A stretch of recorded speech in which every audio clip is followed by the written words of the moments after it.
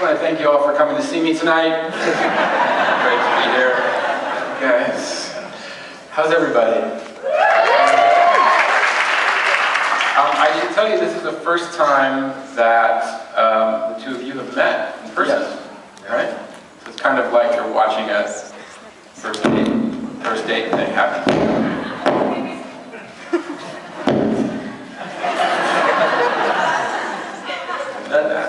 Did I do that? Is that the way it's been? That's it. Yeah. Awkward sonic explosions.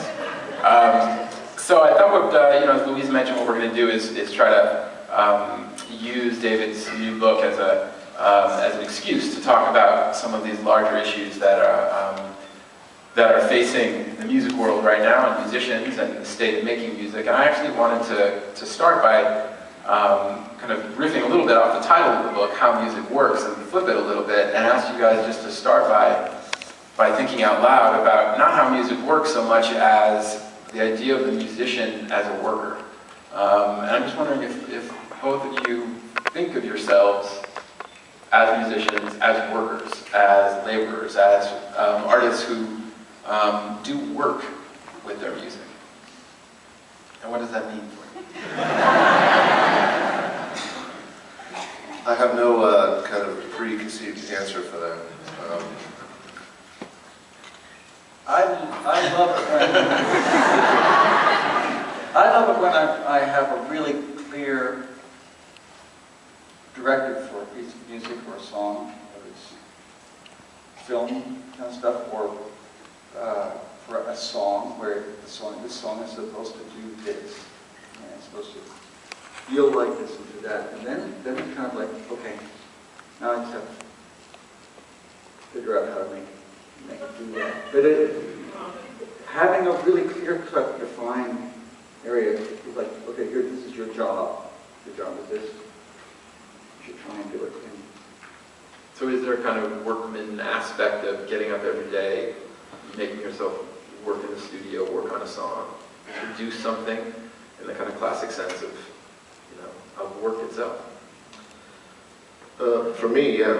I mean, I think it started off when I first really applied myself to try to get to where I wanted to be, as an early 20s kid in Cleveland. I had a dream of what I thought I wanted to do, and I thought about how to get to that, what would be the right goals to achieve that. That was work. The creative process was one of luck and fear and hoping an idea happened to land in your head and then execute it into something that made sense. But in later years, it's been much more about focused work, and taking it, whether it be a song or a chunk of songs, an album or a film soundtrack or whatever it might be. And I've learned that luck of creativity comes more from the discipline of putting yourself in a place where your antenna might pick up that idea. And that's work. That's discipline, not to just fuck around and not have it happen. And then when it does strike, it's hard work, at least for me it is. Really muscling down and taking the time and attention and focusing in on something that even, still is the most difficult, challenging, failure-facing, continuous process. I mean, it's fun at times as well, but it's not. It's tough, and it takes discipline and work for me, at least, to get there. I would agree that you can't just, sit there and just go, I'm waiting for inspiration to strike. You have to be kind of continually doing maybe something that seems pointless, and then you're ready when it does. And one of the things that you deal with in the new book is there's a kind of demystifying of the musician, or the demystifying of the artist who receives his or her song from the sky and it magically appears in our iPods. That this process is this kind of transcendent artistic experience, and you kind of break down the social and economic and architectural structures that shape what music is. And yet at the same time, you don't want to give up on the magic of music itself. Could you maybe both talk a little bit about how you balance that, the making of music, with maintaining the magic of it? Kind of like two.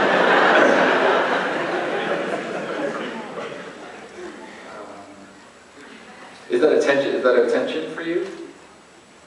Because it seems like in the book you grapple with it a little bit of kind of every time the music gets broken down too much into this is how it's done, there's a quick attempt to come back and say, oh, but I want to hold on to, you know, how incredible it is when I hear a song for the first time or a sound that I've never heard before. Yeah, I could say that I can fall back. I mean, over years I know enough to say, well, I can construct a song or a piece of music like this. I know how to put things together.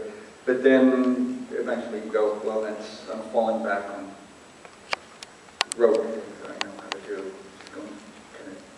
And it's not going to take me to somewhere else that I haven't been. And yes, I've put myself a little bit outside my comfort zone. Okay, get that. I have to kind of change thought processes where at some points I try to be very subconscious and just see what happens and see where I float and see where I get attracted to and scribble down things and collect stuff. And then there's another point where it feels much more like an editor of going through and sorting through and having to be in a different mindset to kind of throw out the crap, decide what needs to get built on. That feels very different brain to me. But all of it kind of has there is a bit of voodoo involved, of that right thing at the right time that sparks that excitement. Try to keep things open for that. Much later in the process then, and I think we might talk about this a bit, when it gets to how that gets presented to people. You know, that is a whole other different way of thinking that doesn't feel very musical. It doesn't feel so much like the artist anymore. I think we're in an era now where the artist's job is expanded upon just being the guy that bitches about the check he gets from the record label, or into someone that can actually control their destiny. But that also eats up another whole bit of brain power that is much different than the one dreaming up that idea. Another part of the process for me and you, I think, is coming up with a set of rules or an idea, a construct of how to work, the methodology of how one goes about putting a record together, and how the different avenues one might take, or rules that become self-imposed. And for me, once that's set up, I'll try not to think about that, and then just impulsively kind of go where it leads. Yeah, I mean, kind of along those lines, the issue of if it's even possible to talk about music without, we can fill in the blanks here, but for our conversation tonight, without thinking about money, without thinking about the market, right? And so is there a point in the process of writing, in the process of creating, is there ever a moment when in the back of your mind, in the subconscious, you're not thinking about how it's going to get out in the world, where it's going to go? I'm going to back up to the money part. I just did a record with Annie Clark, who's up here somewhere. And it's very on, we made the decision together that we were going to record with the largest brass. We didn't know exactly how large. We kind of made the parts on the computer using simulated brass sounds. And then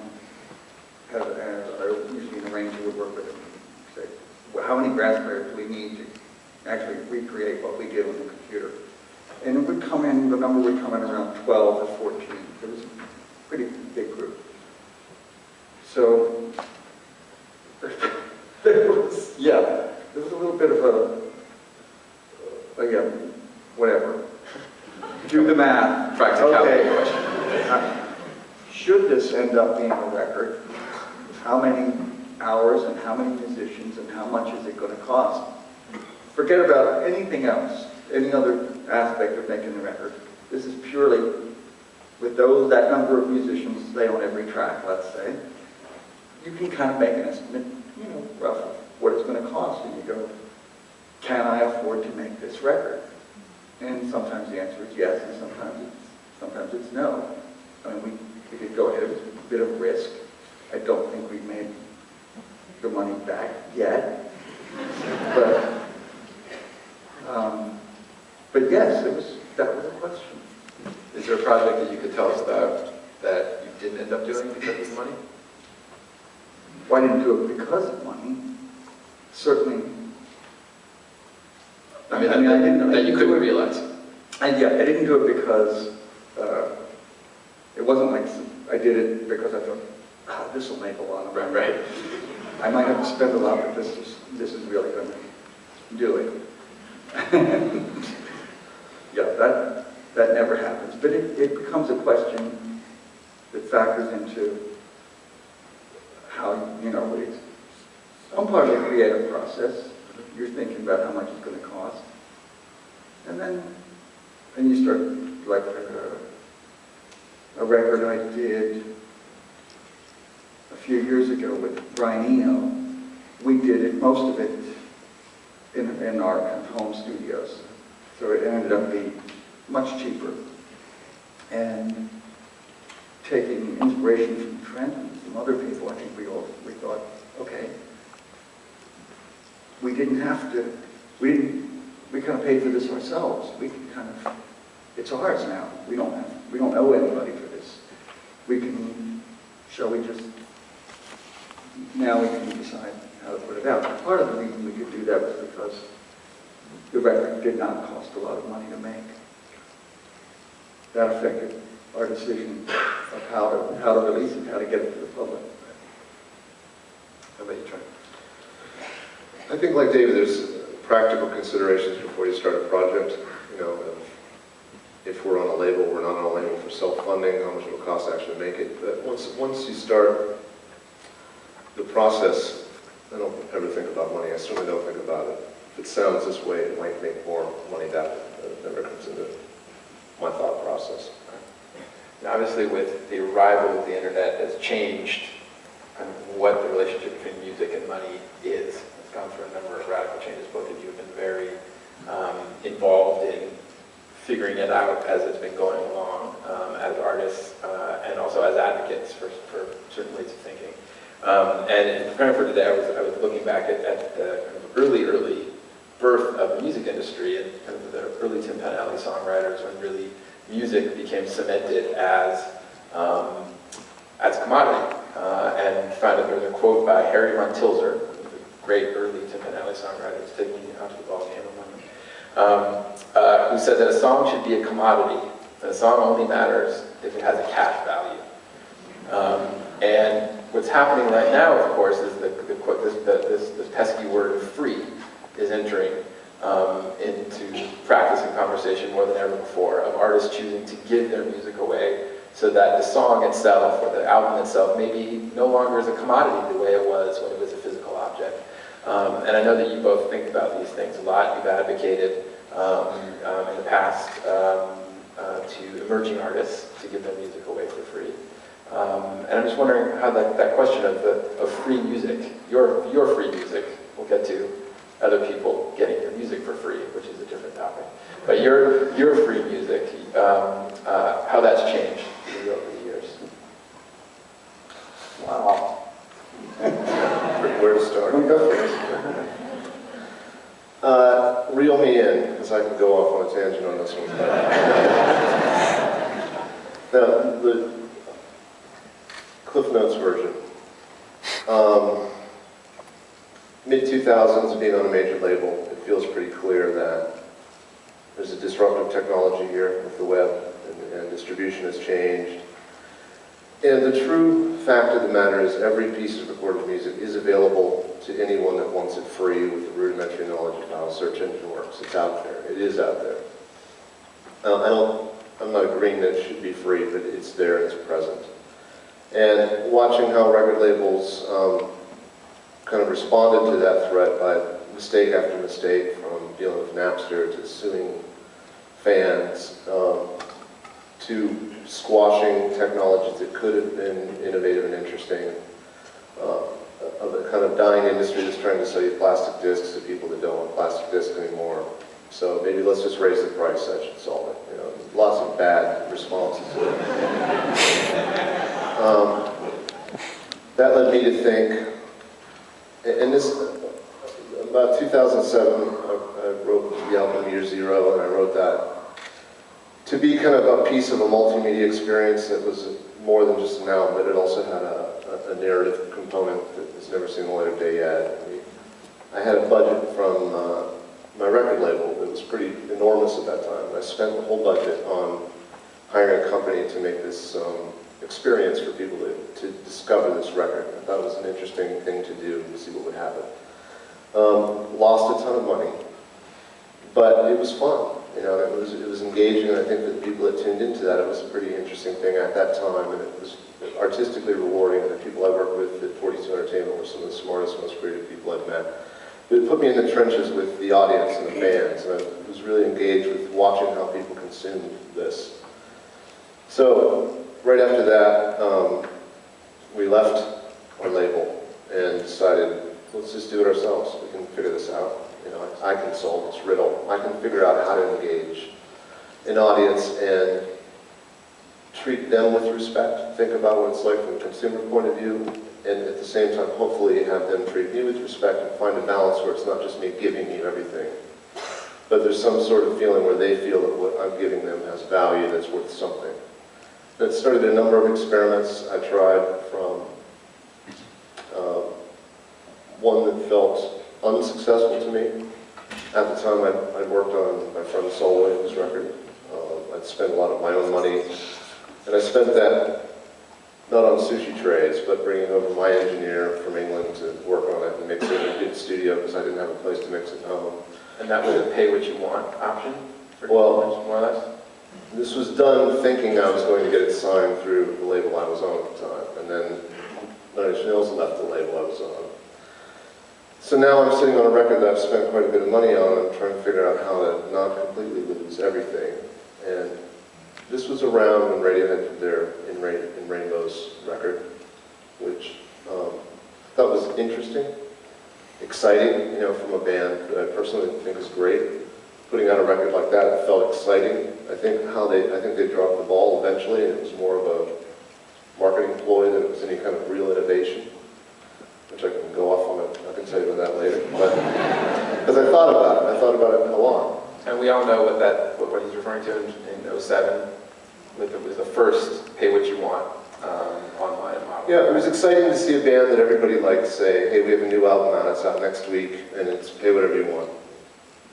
Wow, I paid $20.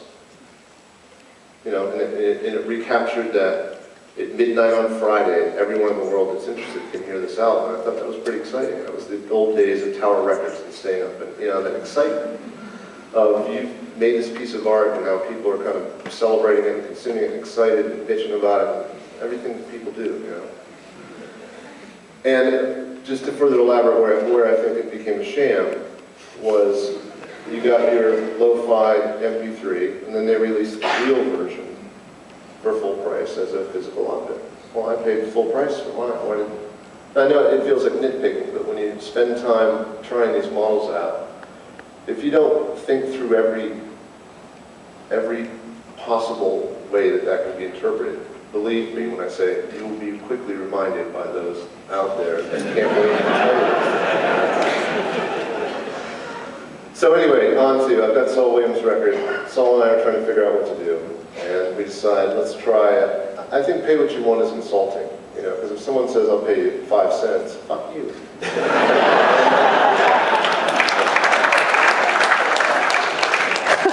So we just said, we put the album, it may still be up for all I can remember. You have two options, it's free or it's $5. And the $5 goes right to the artist and he needs the money. And I wasn't referring to me either, but I could have used the money.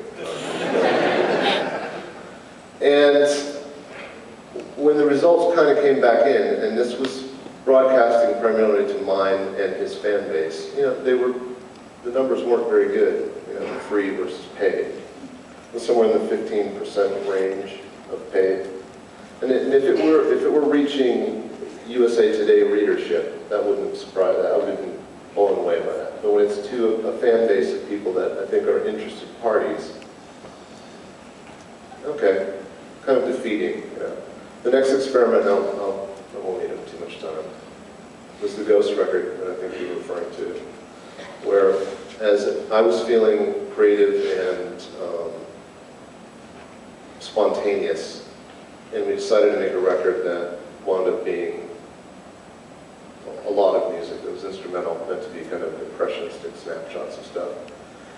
And we put it out in this model. This is his Nine Inch Nails now. This one was, here it is for free, for your email address. Here it is for higher resolution for, I think, $5 or something like that. And then a few tiers of paid stuff. The nicest one being, I think, $250 limited edition of 2500. That was nice and cost us a lot to make it, but we really made the kind of box set that we never could have made it a record label because they don't understand what's good and what's bad when it comes to things like that. I'm being serious. I've had fights about, well, why do you need 4-color artwork? Why don't you just do 3 color? You know? Because it matters. Nobody cares about the artwork, and then you're trying to defend something that, because this paper feels better. That does matter. You know, it matters to me. So we put that out, and we sold that out immediately.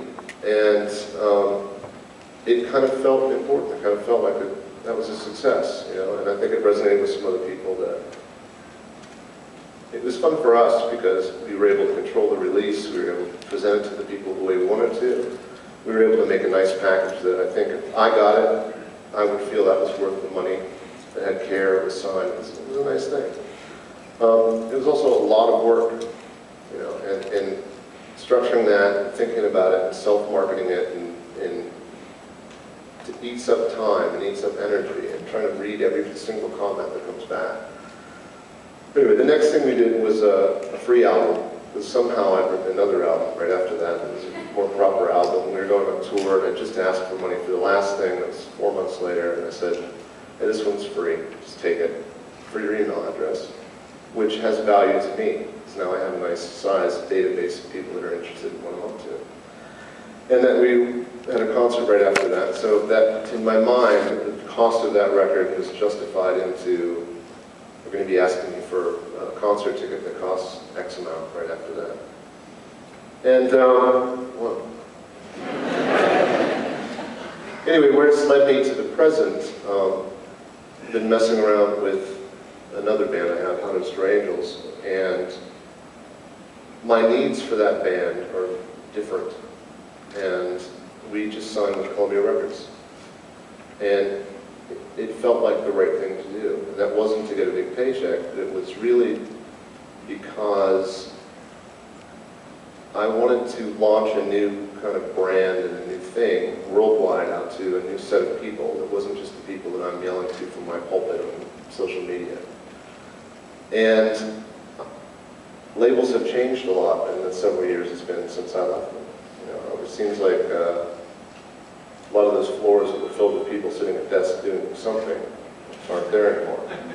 And it's become a leaner operation, and it's a new set of people, and it's been a positive experience so far. So I don't particularly see that as a regression, but it's more of an experiment to see how that works. It's a one-record deal, it's a licensing deal. I haven't figured it. The more I work at this problem, the more complicated it feels like it gets. I think music streaming services are a new wrinkle that have their own pros and cons. It's a whole other multi-hour discussion. What I'd like to hone in on is something that brings back the attention and the preciousness that I think music deserves, that's gotten wiped out, in my opinion, primarily by, I think the iPod was as great of a device as it is. First thing my brain saw when I saw an iPod, 20 gig, fill it up, fill it with stuff. And when it's filled with stuff, I don't spend as much time on on the stuff that I'm filling it in there. You know, and I've had, I mean, it sounds like a Luddite, but the most memorable and important musical experiences I had, one of which was listening to Remaining Light. That hit me at a time in my life as a kid in Pennsylvania that never heard any music like that before.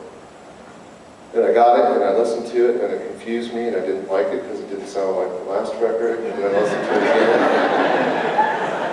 And I'd never heard music like that. I couldn't figure out what was even happening, and where's the verse, and what's he talking about? But because I'd invested $8 on that record, and I only had 20 other records. I listened to that record, and I listened to it, and it trained me, and it taught me, it expanded my mind.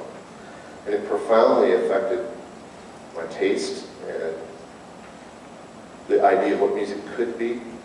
You know, I still listen to that record today as a kind of lesson in production and polyrhythmic. I still try to figure out what the bass players are playing.